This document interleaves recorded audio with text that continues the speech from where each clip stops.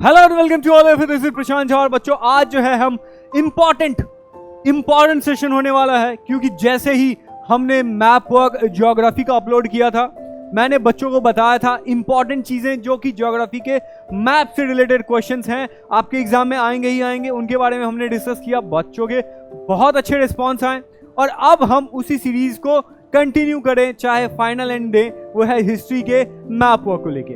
तो चलिए बच्चों हम शुरू करते हैं हिस्ट्री के मैप वर्क, जो कि बहुत छोटा सेशन होने वाला है, क्योंकि हिस्ट्री में मैप वर्क से उतने क्वेश्चन आते नहीं है। ज्योग्राफी से आते थे तो ज्योग्राफी का एक लंबा सेशन हुआ था, यहाँ पे ज्यादा क्वेश्चन नहीं आते, तो बहुत छोटा सेशन होने वाला है। तो ये है बच्चों, देखो ये है सबसे पहले आपको जो सीबीएसई के द्वारा, जो बोर्ड्स के द्वारा जो बताया गया है कि आपको किस तरह के मैप्स को प्रिपेयर करना है, वो ये है।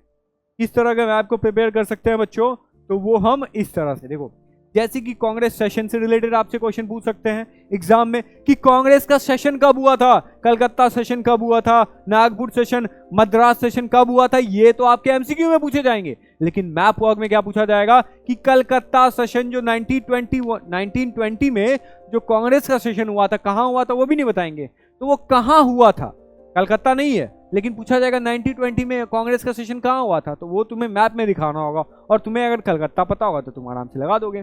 उसके बाद 1920 का नागपुर का सेशन, तो नागपुर महाराष्ट्र का लगा दोगे। उस तरह से मद्रास का, तो सेम चीज है। उसके बाद आपसे मैप के जरिए ये पूछ लेगा कि सत्याग्रह मूवमेंट जो गांधी जी ने किया था, चाहे वो खेड़ा में हो, चंपारण में हो, अहमदाबाद में हो, कर तो लिया था, लेकिन ये प्लेसेस है कहाँ, तुम क्या अपने भारत को अच्छे से जानते हो? अगर नहीं जानते हो तो जानो, क्योंकि सीबीएसई हो चाहे कोई भी बोर्ड हो, आपके जो भी 10th के बोर्ड के एग्जाम ले रहे होंगे, वो सारे बोर्ड्स आपसे यही एक्सपेक्ट कर रहे होंगे कि आपने जो चीजें पढ़ी हैं आप उसको मैप पे अच्छे से दिखा सकते हो कि नहीं दिखा सकते हो, आपको इंडिया के मैप के बारे में बेसिक चीजें पता है कि नहीं पता है, ये सारे ये तभी उन्हें पता चलेगा जब आप इस चीज के आंसर दे पाओगे। अब देखो पहला क्वेश्चन जो ये है, इंडियन नेशनल कांग्रेस सेशन जो कलकत्ता में हुआ था सितंबर 1920 में, उसके नागपुर में 1920, मद्रास में 1927, ये भी इंपॉर्टेंट है, याद कर लो। ये है कहाँ, तो देखो बच्चों कलकत्ता कहाँ है हमारा, यहाँ। नागपुर कहाँ है, ये है महाराष्ट्र। मैंने आपको बहुत पहले बोल दिया था बच्चों, मैंने आपको क्या बहुत पहले बोला था कि देखो बेटा, जो मैप है ना हमारी, जो भारत माता है, अगर उस भारत माता के बारे में तुम नहीं समझोगे तो फिर चीजें तुम्हारी क्लियर कैसे हो जाएंगी। इसीलिए अपने इंडिया के मैप को अपने टेबल के सामने में लगाओ और उसके थ्रू मैप्स को रिवीजन करो। जैसे देखो कलकत्ता यहाँ है, महाराष्ट्र में नागपुर यहाँ है। उसके बाद मद्रास कहाँ है, तो मद्रास तमिलनाडु में है। तो ये चीजें तुम्हें तभी पता चलेंगी जब तुम्हें मैप अच्छे से देखने आने लगेगा, ठीक है। अब देखो यहाँ पे सत्याग्रह मूवमेंट खेड़ा में हुआ था, खेड़ा कहाँ है मेरे भाई, गुजरात में, इतना तो पता है ना। चंपारण कहाँ है, बिहार में, बिहार का एक राज्य है, मतलब बिहार का एक डिस्ट्रिक्ट है चंपारण। अहमदाबाद कहाँ है, ये भी है गुजरात में। सर हो गया क्या, नहीं हुआ। अब चलो इसको मैप में देखो, चंपारण बिहार दिख गया, बिहार,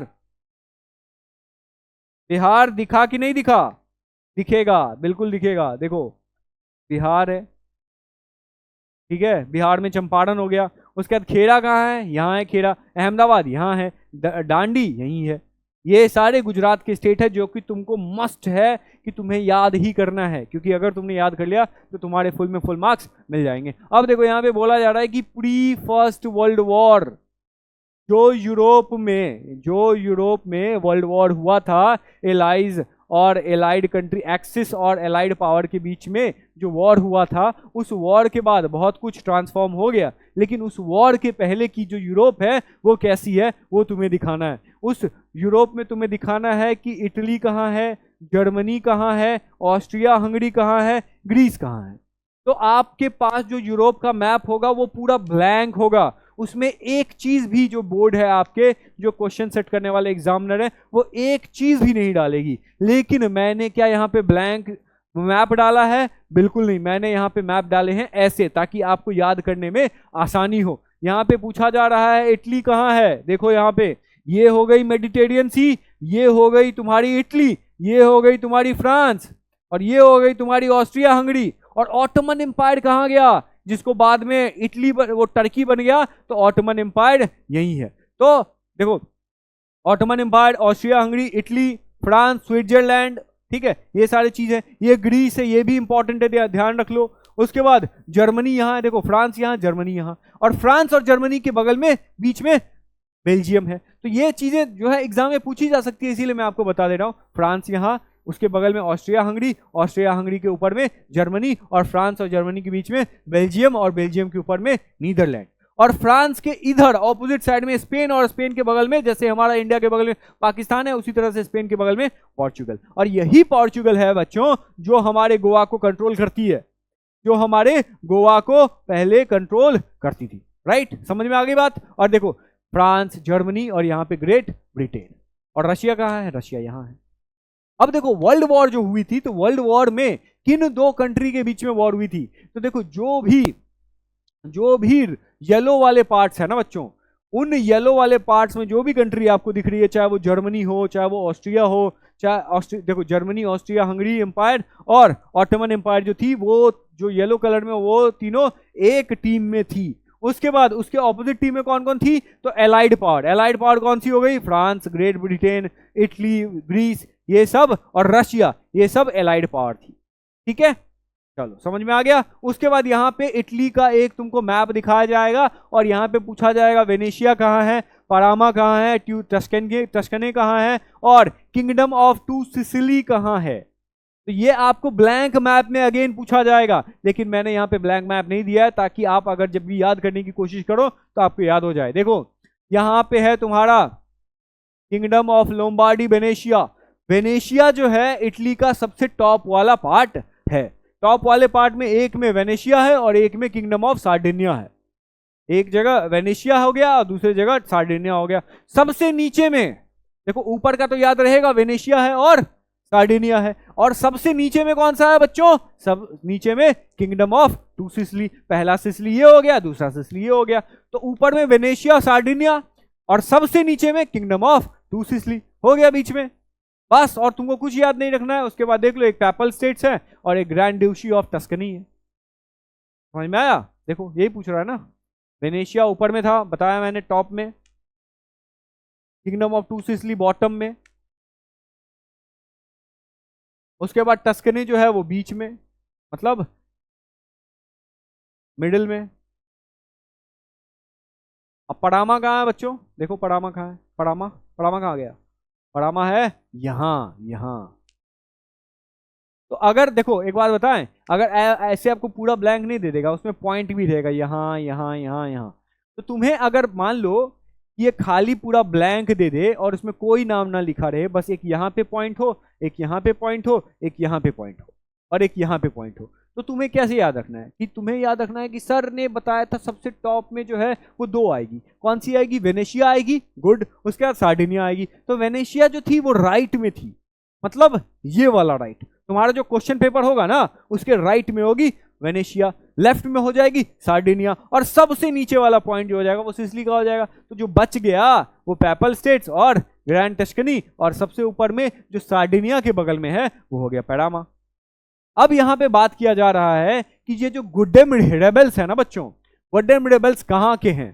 तो ये तुम्हें आंसर नहीं देना, ये तुम्हें मैप में दिखाना है। और ये है कहाँ पे? ये है आपका आंध्र प्रदेश में, गुड्डेम हिल्स। ठीक है, उसके बाद ये जो 1920 में जो सेशन लिया गया था इंडियन नेशनल कांग्रेस के द्वारा, वो काबू कहाँ पे हुआ था? वो हुआ था नागपुर में। और नागपुर है कहाँ? तो ये है, मैंने आपको पहले स्लाइड में बताया था, महाराष्ट्र में। और ऐसे ही आपकी रिवीजन भी होगी। और कॉटन के जो मिल वर्कर्स थे, जो कपड़े बनाने का काम करते थे, इनके लिए जो गांधी जी ने सत्याग्रह किया था, ये कहाँ है? तो ये है अहमदाबाद में। अहमदाबाद में कहाँ है? ये गुजरात में है। इसको तुम मैप में दिखा दोगे, देखो अहमदाबाद, नागपुर, गुड्डेम रेबेल्स, आंध्र प्रदेश में। क्लियर है बात? अब यहाँ पे बात करते हैं द सेंट्रल प्लेस जहां पे नॉन कोऑपरेशन मूवमेंट को वापस ले लिया गया था। नॉन कोऑपरेशन मूवमेंट शुरू कब हुआ था? 1920 में। उसके बाद उसको वापस ले लिया गया था। क्यों? क्योंकि चौरी चौरा इंसिडेंट की वजह से। और चौरी चौरा इंसिडेंट कहाँ है बच्चों? ये है यूपी में, इसीलिए चौरी चौरा जो है वो यूपी में है। ठीक है, उसके बाद द प्लेस नोन फॉर, जहां पे इंडिगो कल्टीवेशन के में जो जुड़े हुए पीजेंट थे, जो किसान थे, उनके लिए जो गांधी जी ने सत्याग्रह किया था वो कहां, तो इंडिगो कहां होता था बच्चों, चंपारण में। और चंपारण कहां है बच्चों, बिहार में। उसके बाद cotton mill worker again Ahmedabad. Simple है भाई, चौरी चौरा चंपारण, अहमदाबाद नहीं लगाया, कितना बार लगाए भाई। तो चंपारण कहां है, यहाँ पे। चौरी चौरा यहाँ पे, चौरी चौरा में नॉन कॉपरेशन मूवमेंट को वापस बुलाया गया था, और चंपारण में जो है वो इंडिगो कल्टीवेशन के लिए गांधी जी ने सत्याग्रह किया था।